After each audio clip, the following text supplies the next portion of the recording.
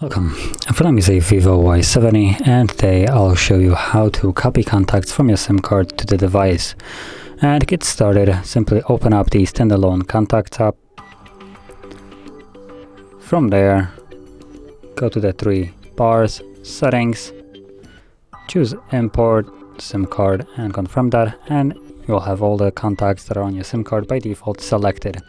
So you want to deselect the contacts that you don't want, and as you can see I have one that I just cannot select, and that is because that contact is already on my phone.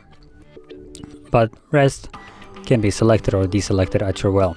From there, tap on import, and that will import the contacts to your phone, as you can see here. And that is basically how you would do it. So if you found this very helpful, don't forget to hit like, subscribe, and thanks for watching.